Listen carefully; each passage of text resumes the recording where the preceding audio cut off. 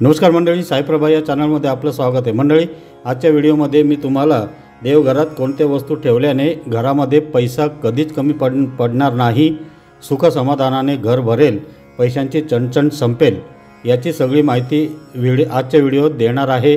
तर व्हिडिओ पूर्ण पहा, म्हणजे योग्य ती माहिती तुमच्यापर्यंत पोहोचेल। तुमच्यापैकी कोणी चॅनलवर नवीन आलेलं असेल आणि अजूनपर्यंत चॅनलला सबस्क्राईब केलेलं नसेल तर पटकन सबस्क्राईब करा, कारण आपल्या चॅनलवर मी मराठी सणवार त्याचबरोबर पूजा अर्चा आणि आपल्या दररोजच्या जीवनामध्ये ज्या काही समस्या येतात त्याबद्दल मला जे उपाय माहिती आहेत ते उपाय सांगत असतो। तुम्हाला या गोष्टी आवडत असतील किंवा या गोष्टींमध्ये रस असेल तर तुम्ही चॅनलला नक्कीच सबस्क्राईब करू शकता। तर मंडळी, प्रत्येक हिंदू धर्मीय घरात देवघर हे असतेच। हे देवघर सकारात्मक ऊर्जेचे मोठे केंद्र असते आणि या देवघरातूनच ही सकारात्मकता पूर्ण ऊर्जा घरभर पसरत असते। घरातील लोकांना आरोग्य, सुख, समाधान लाभते ते या देवघरामुळेच। आपण दररोज आपल्या देवघरातील देवी देवतांची पूजा करतो, त्यांचे आशीर्वाद प्राप्त करतो। हिंदू धर्मशास्त्रानुसार देवघरात काही वस्तू असतील तर या वस्तूंच्या प्रभावाने आपल्या घरात सुख शांती तर निर्माण होतेच, पण त्याचबरोबर माता लक्ष्मी त्या घरात सदैव वास करते। माता लक्ष्मीचा निरंतर वास निर्माण होतो आणि अशा घरावर कोणत्याही प्रकारचे संकट येत नाहीत। सुख, समाधान, वैभव, संपदा अशा घरात नेहमी वास करू लागते। हिंदू धर्मात वास्तूचे विशेष महत्त्व आहे। विशेष करून पूजाघराबाबत वास्तुनियम सांगितले आहेत।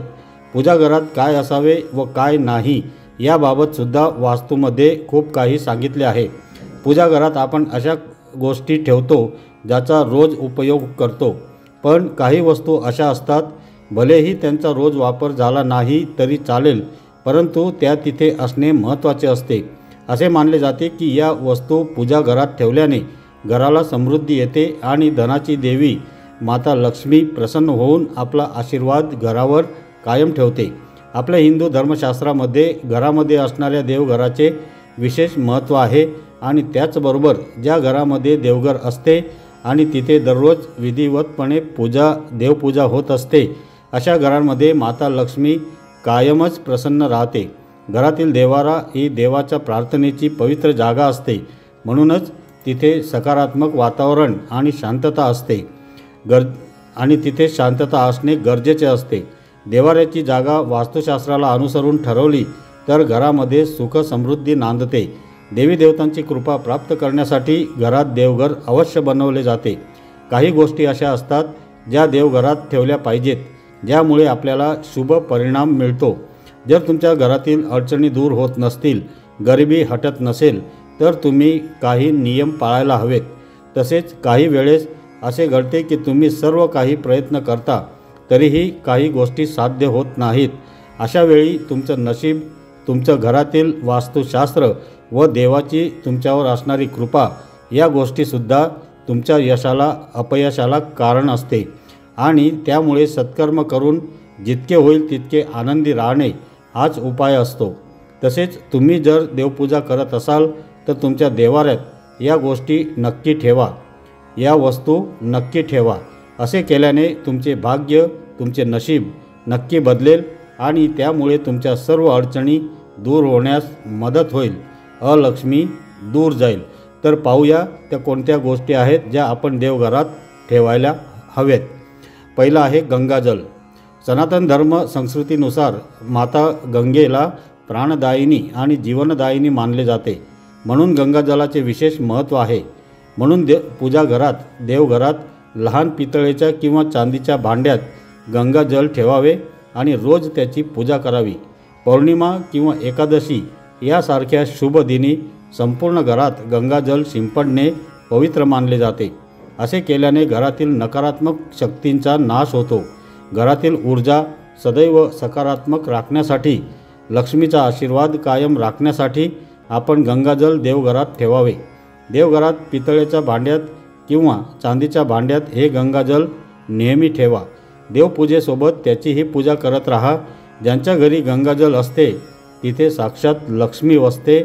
सर्व आशीर्वाद व दैवी शक्ती तुमच्या पाठीशी सदैव राहते, म्हणून नेहमी गंगाजल देवघरात असावे। दुसरं आहे मोरपंख। आपली संस्कृती व पौराणिक मान्यतेप्रमाणे मोरपंखाला भगवान श्रीकृष्णाचा अंश मानले जाते। पूजाघरात मोरपंख असणे आवश्यक मानले जाते। मोरपंख पूजाघरात असल्याने कोणाचीही वाईट नजर घरावर पडत नाही। त्याचबरोबर काही लोक असेही मानतात की पूजाघरात मोरपंख असल्याने घरात जीवजंतू येत नाहीत। मोरपंखाविषयी अनेक गोष्टी सांगण्यात आल्या आहेत। त्यापैकी एक म्हणजे मोरपंखाला सर्वोच्च स्थान म्हणजेच भगवान श्रीकृष्ण यांच्या मुकुटात मिळाले आहे। तसेच इंद्रदेव देखील मोरपिसांच्या आसनावरती बसतात आणि यामुळे घरातील नकारात्मक ऊर्जा निघून जाते। आपल्या घरात मोरपीस जर ठेवले तर शुभ ऊर्जा घरी राहते, ज्यामुळे मन प्रसन्न राहते। आपल्या परिवाराला एकत्रित ठेवण्याचं काम मोरपीस करते, म्हणून त्यासाठी मोरपीस हे नेहमी एकत्रित करून घरी ठेवावेत। इतकेच नव्हे तर मोरपीस हे नेहमी देवघरात ठेवावेत, त्यामुळे घरातील सर्व नकारात्मक ऊर्जा निघून जाते। पूजेवेळी त्याचीही पूजा करावी, त्यामुळे भगवान श्री विष्णूंचा आशीर्वाद नक्की मिळतो। तिसरा आहे गोमूत्र। गाईला हिंदू धर्मात देवीचे स्थान दिले गेले आहे। असे मानले जाते की गायीमध्ये 33 कोटी देवतांचा वास असतो। गोमूत्राचा उपयोग पूजा करताना केला जातो। तसेच गोधृतसुद्धा पूजेसाठी महत्त्वाचे मानले जाते। जरी तुम्ही याचा रोज वापर केला नाही तरी या दोन्ही वस्तू पूजाघरात असणे आवश्यक मानले जाते। पुढचा आहे शंख। पूजा करण्याच्या जागेवर शंख असणे महत्त्वाचे मानले जाते। दक्षिणावर्ती शंखाच्या आवाजाने तुमच्या घरातील सर्व प्रकारची नकारात्मक शक्ती नष्ट होते आणि सभोवतालचे वातावरण भक्तिमय होऊन जाते। गुरुवारी दक्षिणावर्ती शंखाने भगवान विष्णूची पूजा केल्याने शुभ फलाची प्राप्ती होते। ज्या घरामध्ये शंख ठेवतात तेथे लक्ष्मी नांदते। शंख हे सूर्य आणि चंद्र देवासम आहे। याचा मध्यभागी वरुण, मागील बाजूस ब्रह्मा आणि पुढील बाजूस गंगा आणि सरस्वती नद्या आहेत। आपल्याला जे लाभ तीर्थक्षेत्रापासून मिळतात तेच लाभ आपल्याला शंखाच्या दर्शन आणि पूजा केल्याने मिळतात। माता लक्ष्मीच्या हातातील एक प्रिय वस्तू म्हणजे दक्षिणावर्ती शंख होय। हा शंख तुम्ही तुमच्या देवघरात दररोज पूजायचा आहे। लाल वस्त्रात गुंडाळून दररोज देवपूजेसोबत हा शंख पूजायचा आहे। त्यामुळे माता लक्ष्मी घरात सदैव वास करते, ज्यामुळे प्रत्येक कामात तुम्हाला यश मिळते। पुढचा आहे शाळीग्राम। शाळीग्रामसुद्धा पूजेमध्ये असले पाहिजेत व रोज नियमितपणे तुळशीचे पान असलेल्या पाण्याने त्याला आंघोळ घातली पाहिजे। असे केल्याने भगवान विष्णूच्या सर्व अवतारांचा आशीर्वाद मिळतो। पौराणिक मान्यतेनुसार ज्या घरात नियमित शाळीग्रामची पूजा होते त्या घरात गरिबी येत नाही आणि माता लक्ष्मीचा सदैव वास असतो। शाळीग्राम विष्णूंची एका प्रकारची मूर्ती जी बहुतेकदा दगडाच्या गोळा किंवा गोट्यांच्या स्वरूपात असतात। त्यावर चक्राचे चित्र असतं। ज्या दगडावर हे चिन्ह नसतं ते पूजनासाठी योग्य मानले जात नाही। हे सर्व प्रकारच्या मूर्तीपेक्षा अधिक प्रभावी आहे आणि फक्त याच मूर्तीच्या पूजेचा नियम आहे। पुढचा आहे शिवलिंग।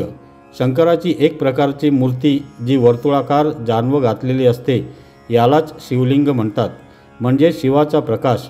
ही सर्व मूर्तीपेक्षा अधिक प्रभावी असून हीच पूजेसाठी योग्य मानली गेली आहे। शाळीग्राम आणि शिवलिंग घरात असल्याने घराची ऊर्जा संतुलित राहते आणि सर्व प्रकाराने शुभ असतं। दुर्गेची मूर्ती। देवी दुर्गेची सोन्याची, तांब्याची किंवा पितळीची किंवा चांदीची मूर्ती ठेवावी। हे मिळत नसल्यास मातीची मूर्ती आवर्जून ठेवावी, पण मूर्तीचा आकार जास्त मोठा नसावा। नवरात्रामध्ये दुर्गेची पूजा करतात, त्यामुळे देवी आईची मूर्ती घरात जरूर असावी। त्यानंतर कवडी। प्राचीन काळापासून काही परंपरा किंवा उपाय प्रचलित आहे। हे उपाय केल्यामुळे लक्ष्मीची कृपा प्राप्त होते। पिवळ्या कवडीला देवी लक्ष्मीचे प्रतीक मानले आहेत। जर एक पिवळी कवडी वेगवेगळ्या लाल कपड्यांमध्ये बांधून घराच्या तिजोरीमध्ये आणि आपल्या खिशात ठेवल्याने भरभराट नक्की होते। तांब्याचं नाणं। तांब्यामध्ये सात्विक लहरी उत्पन्न करण्याची क्षमता इतर धातूंपेक्षा जास्त असते। कलशातील उठणाऱ्या लाटा वातावरणात मिसळतात। तांब्यामध्ये पैसे टाकल्यास घरात शांतता आणि समृद्धीची भरभराट होते। जरी हे उपाय दिसायला लहान असले तरीही यांचा प्रभाव प्रचंड आहे। नंतर गरुड घंटाळी। ज्या ठिकाणी घंटाळ्याची आवाज नेहमीच येते त्या ठिकाणी वातावरण नेहमीच शुद्ध आणि पवित्र राहतं। यामुळे नकारात्मक शक्ती दूर होते। नकारात्मक शक्ती दूर झाल्यामुळे भरभराट होते। गरुड घंटा पूजेच्या स्थळी नेहमी ठेवाव्यात। त्यानंतर पाण्याचा तांब्या किंवा कळश। पाण्याने भरलेला कळश किंवा तांब्या देवांचे आसन मानले गेले आहे। खरं तर आपण पाण्याला शुद्ध घटक मानतो, ज्यामुळे देव आकर्षित होतात। याला मंगल कलश देखील म्हटलं जातं।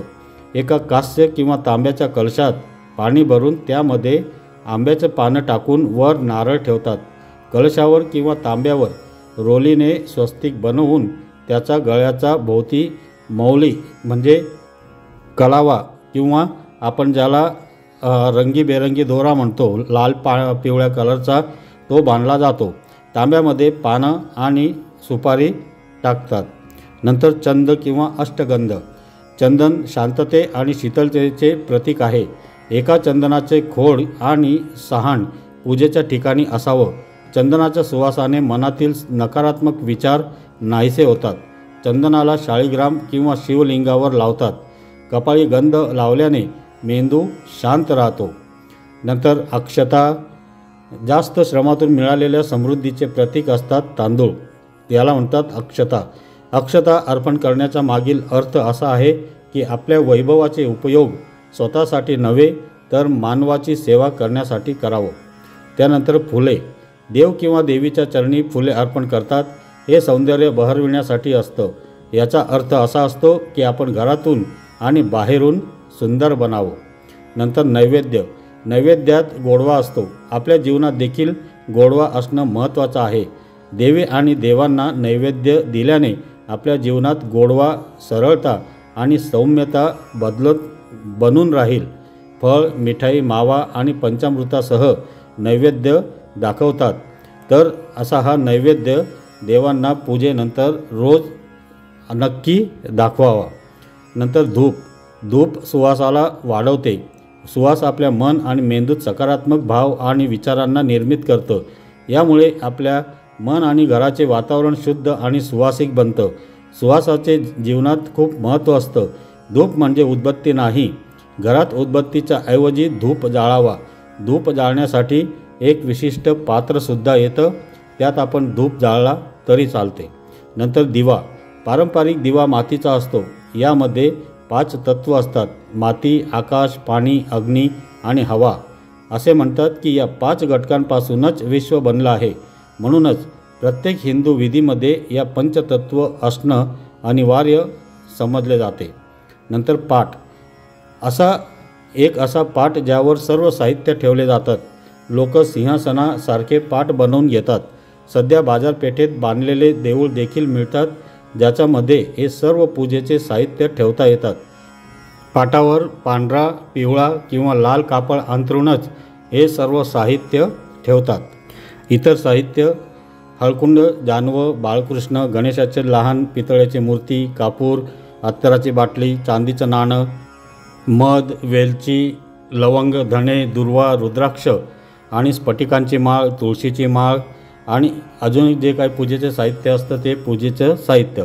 तर मंडळी, आपले देवघर म्हणजे आपल्या चांगल्या कर्माचे स्थान, जिथे आपण आपली इच्छा बोलतो, आपल्या समस्या सांगतो। तिथून आपल्याला शक्ती मिळते, एक ऊर्जा मिळते, जिथून आपले घर पवित्र होते, जिथून आपल्याला आशीर्वाद मिळतो, जिथून आपल्या घरावर देवांची कृपा होते। ते देवघर, त्या देवघरात आपल्याला जे शक्य असतील त्या या वस्तूंपैकी आपण ठेवायलाच हव्यात। तर मंडळी, तुम्हाला आजचा व्हिडिओ कसा वाटला मला कमेंट करून नक्की सांगा।